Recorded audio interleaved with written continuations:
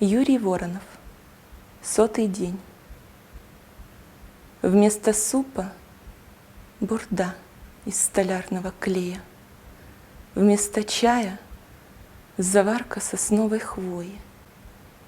Это все ничего, только руки не имеют, только ноги становятся вдруг не твои, только сердце внезапно сожмется, как ежик, и глухие удары пойдут не впопад.